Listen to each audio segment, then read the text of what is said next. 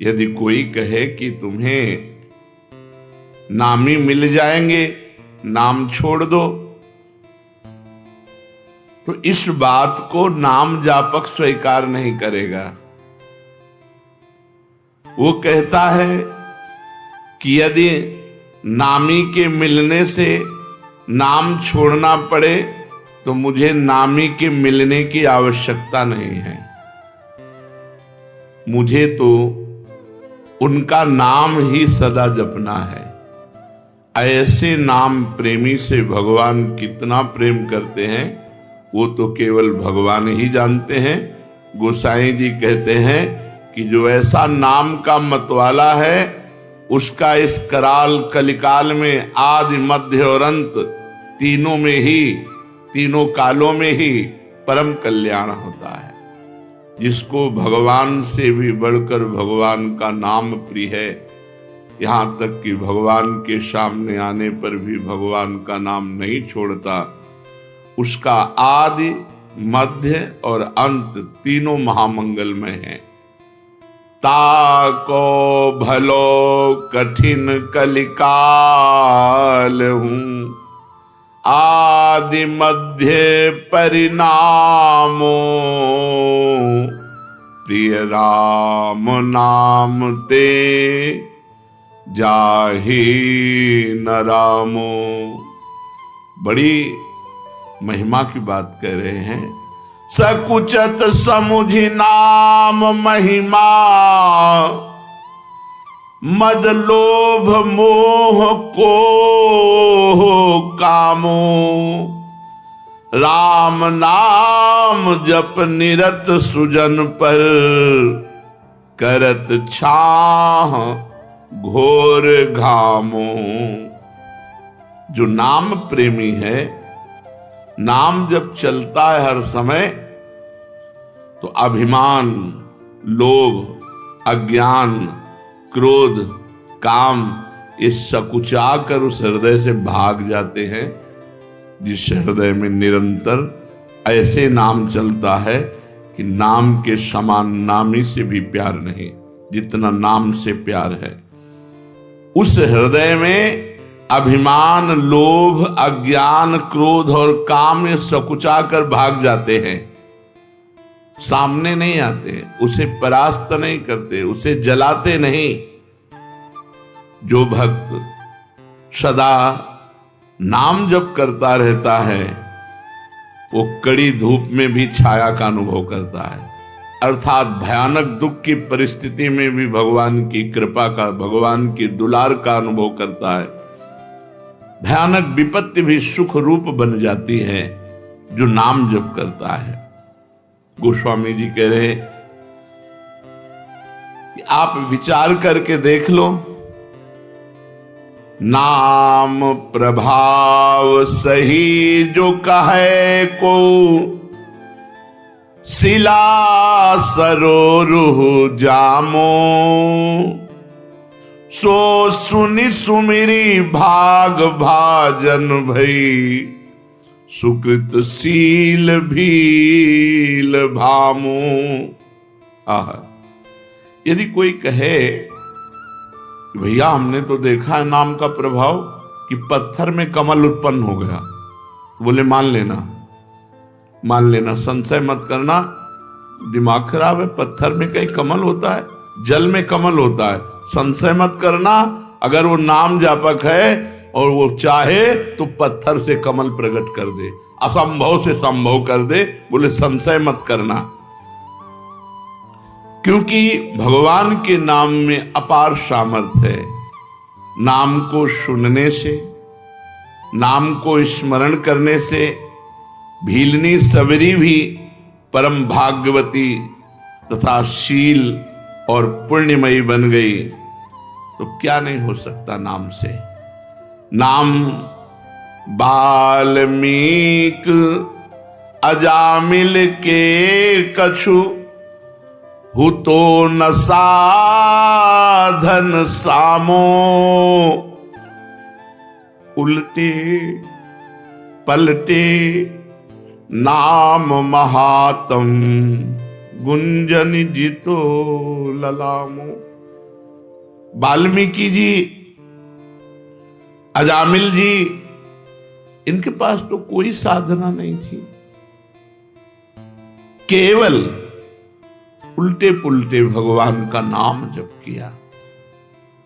भगवान की नाम महिमा ने घुंघची को जवाहरात बना दिया, घुंघची को जवाहरात बना दिया, अर्थात जो बेकार था उसे महामूल्यवान बना दिया उल्टे पुल्टे नाम जप करने से। परम रत्न स्वरूप हो गया, वो भगवत स्वरूप हो गया। गोस्वामी जी कह रहे हैं, राम ते अधिक नाम कर तब, जेहि किए नगर गत गामो, भय बजाई दाहिने जो जपी, तुलसीदास से बामो। नाम की शक्ति नामी भगवान से भी अधिक है, क्योंकि भगवान नाम जापक के अधीन हो जाते हैं, नाम नामी को अधीन कर लेता है। इस नाम ने ग्रामीण मनुष्यों को भी परम चतुर बना दिया, परम विद्वानों को भी जो दुर्लभ है वो ज्ञान प्रदान कर दिया ग्रामीणों को। ग्रामीण का तात्पर्य जो अनपढ़ गंवार, वो भी भगवान का नाम जप करके परम प्रवीण बन गए। असभ्यों को परम पुनीत महात्मा बना दिया नाम ने। गोस्वामी जी कह रहे हैं, इसी नाम को जप कर तुलसीदास सरीखे बुरे जीव डंके की चोट से कहता हूं अच्छे हो गए, डंके की चोट से कहता हूं अच्छे हो गए। तुलसीदास जी कहते हैं, हमारे जैसे बुरे जीव नाम के प्रभाव से डंके की चोट से कहता हूं अच्छे हो गए। फिर जो अच्छे लोग नाम जप करेंगे तो उनका क्या महान भाव होगा। इसलिए भगवान का नाम सर्वोपरि, जो भगवान से भी अधिक बढ़ करके है। साधना में शीघ्र लाभ मिले, इसके लिए क्या करना चाहिए? इसमें 3 चीजों की नितांत आवश्यकता है, 3 बातों की नितांत आवश्यकता है, जिससे आपकी साधना शीघ्र बढ़ेगी और फलदायी हो जाएगी। जितने भी भजन विरोधी भाव हैं उनका त्याग करना, चाहे वो व्यक्ति हो, चाहे वो वस्तु हो, चाहे वो स्थान हो, चाहे वो अंदर की वृत्ति हो। वृत्ति, व्यक्ति, वस्तु, स्थान के संग से जिससे हमारा भजन छूटे उसका त्याग कर दे। उस वृत्ति का, उस व्यक्ति का, उस भोजन का, उस वस्तु का, उस पदार्थ का, उस स्थान का, जहां हमें भजन में बाधा पड़ जाए। अगर शीघ्र साधन बढ़ाना है, भगवत प्राप्ति करनी है, तो ये नियम लेना है कि जिस व्यक्ति के संग से भजन छूटे, जिस वस्तु के खाने से भजन छूटे, जिस स्थान में जाने से भजन छूटे, जिस दृश्य के देखने से भजन छूटे, वो हमें सब छोड़ देना चाहिए। शीघ्र आपकी साधना बढ़ेगी और भगवत प्राप्ति के योग्य आपको बना देगी। पहला, वस्तु, व्यक्ति, स्थान जो हमारे भगवत चिंतन को छुड़ाए, उससे हमें दूरी बना लेना है। दूसरा, निरंतर भगवत भजन को पकड़े रहना है। जैसे तूफान चले तो पहाड़ का आश्रय ले लेते हैं, कोई मजबूत वस्तु का आश्रय ले लेते हैं, ऐसे कलिकाल और माया का तूफान चल रहा है जो हमें उड़ा करके विषय प्रपंच में फंसा सकता है। तो भगवान के नाम रूपी पहाड़ का आश्रय लिए, राधा राधा राधा, हर समय नाम जप, और भगवान की रुचि उत्पन्न करने वाले वस्तु, व्यक्ति, स्थान का संग। 3 बातें। भगवान का विस्मरण करा दे, ऐसे वस्तु व्यक्ति स्थान के संग का त्याग, निरंतर भगवान के नाम का जप, आश्रय भगवान का इस कोटि से नाम जप द्वारा जैसे तूफान आए तो हम मजबूत वस्तु का, तो यहां तूफान ही चल रहा है, काम क्रोध लोभ मोह मद मत्सर कलिकाल के कराल, जितने भी दुराचार की प्रवृत्तियां हैं ये सब तूफान की तरह आती हैं और साधक को भ्रष्ट कर देती हैं। अगर साधक नाम का आश्रय लिए है तो बच जाएगा। तीसरा, हमें ऐसे व्यक्ति वस्तु स्थान का संग करना है जिसके दर्शन से, संभाषण से, खान पान से, वहां पहुंचने से हमारा भजन होता है। उस स्थान, उस वस्तु, उस व्यक्ति का मुझे संग करना है। अगर ये तीन बातें जीवन में है तो साधना बहुत जल्दी बढ़ेगी और फलदायी हो जाएगी। क्या साधना में प्रारब्ध बाधा पहुंचाता है? हाँ, यदि कड़ाई से भजन करोगे, जिद्दी स्वभाव बना के, कुछ भी हो जाए भजन नहीं छूटने वाला, तो आपका प्रारब्ध भी पीछे हट जाएगा। नहीं, आपका प्रारब्ध आपके भजन को रोक देगा। शरीर पीड़ा, विषय भोग का प्रारब्ध, कोई घटना का प्रारब्ध, कड़ा नियम। जैसे पूज्य राधा बाबा जब त्रिपुर सुंदरी भगवती का अनुष्ठान कर रहे थे तो खड़ाऊं फिसली और अंग टूट गया, पर उनकी साधना में बाधा नहीं पहुंची, तो प्रारब्ध क्षीण हो गया, प्रारब्ध पीछे हट गया और वो साधना सफल हुई। त्रिपुर सुंदरी का जो आराधना का फल है उनको प्राप्त हुआ, देवी का साक्षात्कार हुआ। जब हम साधन मार्ग में चलते हैं तो हमारा बुरा प्रारब्ध आता है, स्त्री आकर्षण के रूप में, गंदे व्यक्ति के रूप में, विपत्ति के रूप में, शरीर रोग के रूप में। यदि हम शिथिलता पूर्वक साधना करेंगे तो बाधित हो जाएंगे, यदि कड़ाई से नियम पूर्वक, मर चाहे जाऊं भजन नहीं छोड़ेंगे, तो हर प्रारब्ध क्षीण होता चला जाएगा और उसकी साधना आगे बढ़ जाएगी। कड़ाई से यदि साधना के नियम पालन किए जाएं तो उसमें प्रारब्ध भी नष्ट हो जाता है, नहीं तो प्रारब्ध भजन मार्ग को छीण कर देगा। कहा जाता है भजन का अभ्यास करो, तो यह अभ्यास क्या है? शरीर को बार बार भगवत सेवा में लगाना, मन को बार बार भगवान के नाम में लगाना, बुद्धि को बार बार भगवान के चरणों में लगाना, इसी को अभ्यास कहते हैं। बार बार शरीर से भगवान की सेवा करो, बार बार मन से भगवान का सुमिरन करो, बार बार बुद्धि को भगवान के रूप चिंतन में लगाओ, भगवान के महत्व में लगाओ, ये अभ्यास है। साधन में तत्परता नहीं आती जैसी आनी चाहिए, उसका क्या कारण है? पूर्ण श्रद्धा नहीं होती, वहां तत्परता नहीं आती। जब हमें महत्व बुद्धि और श्रद्धा हो जाएगी कि मुझे भगवत प्राप्ति ही करनी, तो साधना में तत्परता आ जाएगी। ये नियम है कि जहां हमारी महत्व बुद्धि होती है वहां हमारा चिंतन होता है, जहां चिंतन होता है उसी के मिलन की तत्परता आती है। तो प्रधान कारण है श्रद्धा ना होना, महत्व बुद्धि ना होना, इसलिए साधन में तत्परता नहीं आती। जब इस कोटि का महत्व नाम में हो जाए कि नाम के आगे नामी भी छोटा नजर आवे, जितना नाम से प्रेम है उतना नामी से प्रेम नहीं, इस कोटि की श्रद्धा, तब निरंतर नाम चलता है। साधना में जीवन किसे कह सकते हैं? सरल और साधु। सरल और साधु में जीवन साधना में जीवन होता है।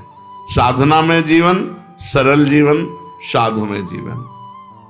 संत सरल चित जगत हित जान स्वभाव सने, जिनका स्वभाव होता है संत सरल चित, सरल चित, सरलता और साधुता, ये साधना का स्वरूप है। अगर साधन ठीक कर रहा है तो सरल और साधु स्वभाव वाला होगा। साधु स्वभाव क्या है? कभी किसी से कुछ ना चाहना, निरंतर परहित करना, बड़े से बड़े कष्ट को सह करके भी किसी से सहायता ना लेना, ये सब साधुता के अंतर्गत आता है। एक साधन में फल ना दिखाई दे तो क्या दूसरा साधन करने लगना चाहिए? नहीं, जो साधन गुरु से मिले आजीवन एक ही साधन करना चाहिए। जो साधन को छोड़ते बदलते रहते हैं उन्हें कभी भगवत प्राप्ति नहीं होती। 10 दिन नाम जप किया, 15 दिन योग किया, 20 दिन वो वैराग्य किया, ये ऐसे लोग ठीक। जो साधन पकड़ो आजीवन वैसे ही चलते रहो। जिस साधन को पकड़ो सारी आयु उसी में खपा दो, इस जन्म में ही भगवत प्राप्ति हो जाएगी, परम पद पर प्रतिष्ठा हो जाएगी। जो साधन पकड़ो आजीवन, जो नियम जो दिनचर्या आजीवन वैसे चलते रहो, उसको बदलाव मत करो, तो निश्चित भगवत प्राप्ति हो जाएगी, निश्चित परम पद प्राप्त हो जाएगा। ये जो बार बार गुरु बदलते रहते हैं, साधन बदलते रहते हैं, इनसे बड़ा अपराध बनता है। ये साधक वादक नहीं है, वो मनमानी स्वच्छंद अपने आचरण करके वो अपने को सुखी समझते हैं। कहा जाता है कि साधना में व्यभिचार ना हो, तो ये व्यभिचार का तात्पर्य क्या है? साधना में व्यभिचार है अपने इष्ट को छोड़ करके, अपने गुरु को छोड़ करके दूसरे की तरफ लुभायमान होना, दूसरी प्रणाली स्वीकार कर लेना, दूसरी भजन प्रणाली स्वीकार कर लेना, यह साधना में व्यभिचार है। अपने इष्ट और गुरु में ही हमारी भजन प्रणाली जो है वही चले। जैसे अपने यहाँ है नाम मंत्र वाणी सेवा, यही जीवन है। व्रत नियम संयम ये सब कुछ नहीं। निरंतर नाम जप करो, मंत्र जप करो, वाणी जी का गायन करो और 8 पहर स्वामिनी जी की सेवा में रहो। यही हमारी दिनचर्या है। हमारा जो अंतिम लक्ष्य है वो श्री जी की सेवा है। 8 पहर स्वामिनी जी की दासी भाव से, सहचरी भाव से सेवा, तो अपनी प्रणाली में ही रहे। अन्य प्रणाली स्वीकार करना साधना में व्यभिचार है। विश्व में किसी भी उपासना का खंडन न करे और अपनी उपासना को सर्वश्रेष्ठ माने और अपनी उपासना को कभी बदले ना, ऐसा साधक अव्यभिचारी साधक कहा जाता है। और जो बार बार अपनी साधना को बदलता है वो व्यभिचारी साधक है, वो लक्ष्य को प्राप्त नहीं कर पाता। क्या साधना की जो हमें अनुभूति हो रही है उसे प्रकट करके किसी को बता देने में हानि होती है? अपनी साधना और साधना की सफलता कभी भी किसी से नहीं बतानी चाहिए, नहीं बाधा पड़ जाएगी, पक्का बाधा पड़ जाएगी। आपकी दिनचर्या क्या है और आपकी अनुभूति क्या है, मरते दम तक, जब तक भगवत साक्षात्कार न हो जाए तब तक न बताओ। भगवत साक्षात्कार हो गया फिर तो कोई घाटा पड़ने वाला है ही नहीं। साधन काल में साधक को अपनी साधना और साधना की अनुभूति कभी किसी को भी नहीं बतानी चाहिए। चाहे कितना कोई आत्मीय हो, घर का हो, प्रेमी हो, अपनी साधना की और अपने साधन की अनुभूति की बात कभी नहीं कहनी चाहिए। आप कै बजे उठते हो, आपकी क्या साधना है, क्या 6 बजे ठाकुर जी उठा देते हैं, उठ जाते हैं, जो करवा लेते हैं, उसको प्रकट नहीं करना कि हम पूरी दिनचर्या अपनी खोल के रख दी, उसकी अनुभूतियां खोल के रख दी, ठप हो जाएगी आपकी दिनचर्या, बाधित हो जाएगी, नहीं होगी। जैसी चल रही थी वैसे नहीं होगी। बिल्कुल ये 100% की बात है, इसमें 1% भी मिलावट नहीं।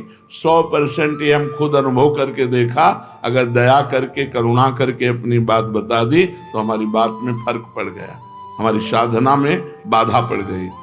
तो साधना और उसकी अनुभूति ये दोनों तब तक छुपाता रहे जब तक भगवत साक्षात्कार ना हो जाए। बहुत संभाल कर गरीब के धन की तरह इसे गुप्त और सुरक्षित रखो। जीवन पर्यंत साधना का अभ्यास किया, मृत्युकालीन पर्यवसान क्या है, फिर क्या है? तो जो जीवन भर साधना करता है, मृत्यु काल में उसके पूरे जीवन का टोटल लगाकर भगवत स्मरण दे दिया जाता है। जैसे आप जीवन भर पाप किए हो, बीच में कुछ थोड़ा साधन पुण्य दान पुण्य, वो नहीं माना जाएगा। उसका भोग तुम भोगना, पर जीवन भर जो किया उसका टोटल लगा के भगवत विस्मरण तुम्हें करवाया जाएगा, क्योंकि तुम्हारी दुर्गति होगी। और जिसने भगवान नाम जप किया है तो उसको पूरे जीवन का आंकड़ा लगा करके कि इसमें अधिक क्या किया, तो बोले भजन, तो अंतिम समय भजन का स्मरण दो। तो जो भागवती का अधिकारी हैं वो अंतिम समय उसको भगवत स्मरण दे देते हैं और उसको भगवत प्राप्ति हो जाती है। पूरे जीवन का आपका कार्य ही अंतिम परिणाम पर अवलंबित है। पूरे जीवन आप जो करते रहे वही अंतिम परिणाम में आपको चिंतन दिया जाएगा। वो अंतिम में आप चिंतन नहीं करते, वो दिया जाएगा। छा गया भगवत चिंतन, या भूल गए भगवान को, छा गया संसार का कोई चिंतन। ये पूरा टोटल तुम्हारे पूरे जीवन का टोटल होगा मृत्यु के समय। 1 सेकंड में पूरा आंकड़ा फिट कर दिया जाता है। कभी कभी इससे चूक हो गई, नहीं जीवन भर प्रयास किया भजन का, तो दे दो भगवत स्मरण। कभी भूल चूक से भगवत स्मरण कर लिया, नहीं जीवन भर पापाचरण किया, तो भगवान की स्मृति नहीं आएगी। वो ऐसे लक्षण वाले जो उसको योनि मिलनी है वैसे चिंतन उसका बनेगा। यदि प्राण जाने के 2 दिन पहले ही बेहोश हो गया है तो उसकी गति क्या होगी? 2 दिन पहले भजन किया और मरने के 2 दिन पहले ही बेहोश हो गया, अब उसकी गति क्या होगी? क्योंकि अंतिम समय तो उसे होश है नहीं। उस दशा में 2 दिन पहले जो अंतिम चिंतन हुआ था उसी का भावी गति होगी। 2 दिन बेहोश होने के पहले जो चिंतन हुआ था उसी से उसकी गति होगी, वही उसकी अंतिम चिंतन गति मानी जाएगी। इसीलिए हर समय नाम जप करो, पता नहीं कौन सी श्वास आखिरी हो। अंत समय में भगवत स्मरण किस प्रकार का होता है? जिसने जीवन भर भगवान का स्मरण किया उस समय भगवान छा जाते हैं उसके दिमाग में। वो राधा राधा नहीं कहेगा, किशोरी जी छा जाएंगे उसके दिमाग में और उन्हीं के चिंतन में उमरेगा। इसीलिए जीवन भर माला चला रहे हैं, जीवन भर भजन कर रहे हैं कि अंतिम समय हमारा बन जाए। तो अंतिम समय क्या होगा? हमारे इष्ट देव आकर के छा जाते हैं। श्री राधिका निकुंज मंडली तत्र तत्र हृदय में विराजताम। श्री स्वामिनी जो अपने परिकर के साथ प्रकाशित हो गई। इसका साधन क्या है कि अंतिम समय हमें भगवत स्मरण हो ही जाए। संपूर्ण जीवन निष्पाप और भगवत चिंतन परायण रहो। संपूर्ण जीवन निष्पाप, कोई पाप करने की चेष्टा ना करो और खूब नाम जप करो, तो अंतिम समय प्रिया प्रीतम तुम्हारे दिमाग में छा जाएंगे। संपूर्ण जीवन भजन में लगाए तो सांसारिक कार्य कैसे करें? जागतिक कार्य भी तो हैं, व्यापार है, नौकरी है, और भी सब कार्य हैं। आप कहते हो हर समय भजन करें तब अंतिम समय, तो कैसे संभव हो सकता है? स्वकर्मणा तमभ्यर्च्य भगवान ने आदेश किया।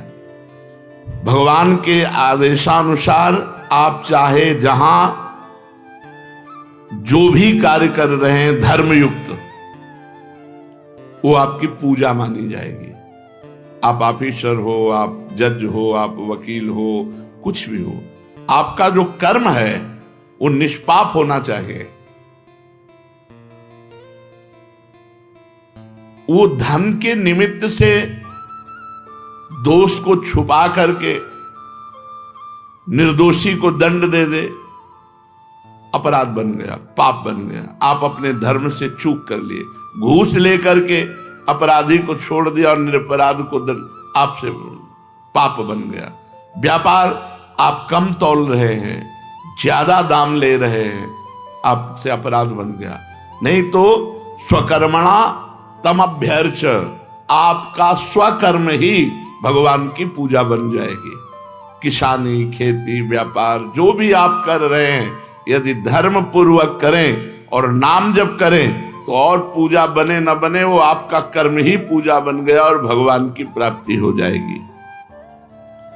इस पूजन में सामग्री की आवश्यकता नहीं होती, सिर्फ धर्म की आवश्यकता होती है। मन का भाव ये होना चाहिए कि मैं जो कुछ कर रहा हूं वो सर्वव्यापी भगवान की सेवा कर रहा हूं। चाहे जो भी कार्य आपका है, जो भी नौकरी पेशा व्यापार जो भी है, वो भगवान की पूजा है। भगवान की पूजा में अधर्म का प्रवेश नहीं, अधर्म नहीं होना चाहिए।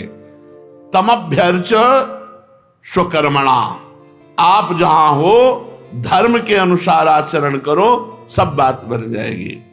अनंत ब्रह्मांडों का अधिकारी सबको देख रहा है, सबको देख रहा है। आज तुम कर लो मनमानी, पद मिला है, और जब वो तुम्हारे मनमानी का हिसाब करेगा तो फिर तुम झेल नहीं पाओगे, चाहे जो कोई हो, नहीं झेल पाओगे। बड़े बड़े को फैलते हुए देखा है। इसलिए स्वकर्मणा तमभ्यर्च, आपको जो पद मिला है, आपको जो सेवा मिली है, आपको जो अधिकार मिला है, वो भगवान की पूजा है। बहुत होश से करना, उसमें घूस लेना, अधर्म आचरण करना या गरीब को सताना, निर्दोष को सताना, ये बड़ा भारी पड़ेगा। दुखिया को न सताइए, दुखिया देगा रोए, और जब दुखिया के मुखिया सुने तब तेरी गति का होए। भगवान ने गीता जी में कहा है, अपने कर्म को ही पूजा मानो और नाम जप करो। कोई आपराधिक कानून के विरुद्ध आचरण आप मत करो, नहीं तो आज आप पदाधिकारी हो, जब आपका कर्म आपकी बुद्धि को भ्रष्ट करेगा तब आपका पद भी चला जाएगा, आप भी दुर्गति को प्राप्त होंगे। तो निरंतर भजन कैसे हो सकता है? अपने कर्म को भगवान की पूजा मान करके नाम जप करते हुए यदि हम जीवन व्यतीत करें तो भजन में जीवन ही माना जाता है। एक भक्त का सारा जीवन श्रद्धा भक्ति जप तप व्रत आदि से बीतता है, लेकिन उसे महारोग है, अंतिम समय में बहुत विपत्ति में मरा। ये क्या है? ये क्या है परिणाम? एक भक्त है जो पूरे जीवन भजन करता है और उसको महारोग, असाध्य रोग और विचित्र प्रकार की विपत्तियां देकर के उसका अंतिम समय पूरा हो, भारी कष्ट देकर, ये क्या है? उसका अंतिम जन्म है। इसलिए अनेक जन्मों के कर्मों को थोड़ा थोड़ा करके एकत्रित करके उसको भोगवा कर उसका अंतिम जन्म होता है। जो ऐसा भक्त होता है जीवन भर साधन भजन किया, असाध्य रोग हो गया, बड़ी विपत्ति, बड़ा कष्ट, तो उसका अनादिकाल से सृष्टि में जब से उत्पन्न हुआ, अब आखिरी अंत होने जा रहा है, अब वो भगवान को प्राप्त होगा, तो उसके जीवन में वो कष्टों की बौछार हो जाती है। बोले ये कष्ट, ये कष्ट, ये कष्ट। पापी आदमी देखो मौत से घूम रहा है और वो दिन भर भजन करता है तो बड़ा परेशान है, उसके शरीर को बड़ी पीड़ा है, असाध्य रोग है, आदि आदि। तो ये पूर्व प्रारब्ध सब नष्ट हो रहे हैं उसके, क्योंकि उसका अंतिम जन्म है। अचल डटे रहना चाहिए, हिलना नहीं चाहिए, भयभीत नहीं होना चाहिए, श्रद्धा भक्ति से और भजन बढ़ाते रहना चाहिए, कष्ट सहन करना चाहिए। अंतिम जन्म भगवान की कृपा से इस संसार की आवागमन चक्र से वो मुक्त हो गया। इसलिए बड़े बड़े संतों को भी भीषण पीड़ा में, कष्ट में देखा जाता है। साधन मार्ग में ये बड़ी विभिन्नता देखी जाती है। ये क्यों? रुचि, समझ, चित्तवृत्ति का प्रवाह, अंतःकरण का मलिन होना अलग अलग। किसी की रुचि अलग है, थोड़ा भजन किया, थोड़ा प्रपंच किया। किसी का अंतःकरण मलिन है, किसी की समझ ठीक नहीं है, कोई तीनों गुणों के प्रभाव से प्रभावित रहता है, कोई पूर्व संस्कार से प्रभावित रहता है, कोई नवीन वातावरण से प्रभावित हो जाता। साधक वही है, ना अपनी रुचि, ना अपनी समझ, ना अंतःकरण का प्रभाव, न त्रिगुण का प्रभाव, न पूर्व संस्कार का प्रभाव, न वातावरण का प्रभाव, डट के भजन करे, सबको गिरा दे। ये महाभारत है। डट के भजन करे, इन सबको रौंद डाले, पूर्व संस्कार, प्रारब्ध, ये वो सब। भजन में अपार सामर्थ्य है। अगर थोड़ा बड़ा भजन करोगे तो आपकी रुचि आपको गिरा देगी, भोगों की तरफ है। आपकी समझ आपको गिरा देगी, आपका अंतःकरण मलिन वो आपको गिरा देगा, तीनों गुण आपको गिरा देंगे, पूर्व संस्कार गिरा देंगे, भजन डट के करो और भजन हट के करो। देखो अभी सब पूर्व संस्कार मिट जाएंगे, प्रारब्ध क्षीण हो जाएगा, रोग का प्रभाव नहीं पड़ेगा, समझ ठीक हो जाएगी, रुचि नाम में भगवान में हो जाएगी। तो हम एक शब्द में जानना चाहते हैं कि साधक हम कौन है। किसे कह सकते हैं कि ये साधक है? जिसने अपने सांसारिक बंधनों के काटने के लिए निरंतर नाम जप का नियम ले लिया, वही साधक है। निरंतर नाम जप का नियम जिसने ले लिया, वही साधक है। संसार बंधनों को काटने के लिए जिसने निरंतर नाम जप का नियम लिया, वही साधक है। वैसे साधक अपनी साधना को बचाने के लिए क्या करे? सत्संग, रोज सत्संग। इससे साधना बचेगी, बढ़ेगी और पचेगी भी। साधना जब नहीं पचती है तो भला फुलरा होता है, अपने साधन का अहंकार होता है, वो दिखाई देता है साधन का अहंकार। एक बार एक संत नाव में जा रहे थे, तो एक तपस्वी योगी थे, सिद्धि प्राप्त थी, तो गंगा जी में खड़ाऊ पैर करके वो चलते हुए जब बीच में पहुंचे तो उनका, ए महात्मा यही भजन करते हो, नाव में बैठे हो? तो चुप बैठे। पार हुए, नाविक से कहा, भैया कितने रुपया? बोले 2 रुपया।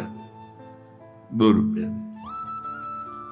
फिर उन महात्मा से कहा, जिन गंगा जी को भगवान शंकर अपने मस्तक पर धारण करते हैं, तू अपने योग के प्रभाव से उन पर पादुका पहन के आया, सारी तेरी तपस्या नष्ट हो गई।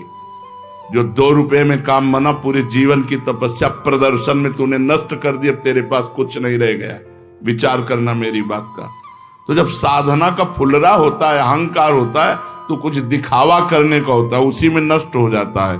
तो सत्संग साधन को बढ़ाता है और साधन को पचाता भी है। जो रोज सत्संग सुनते हैं तो ऐसी कई बातें आती हैं जिससे हमारे अहंकार पर चोट लगती है।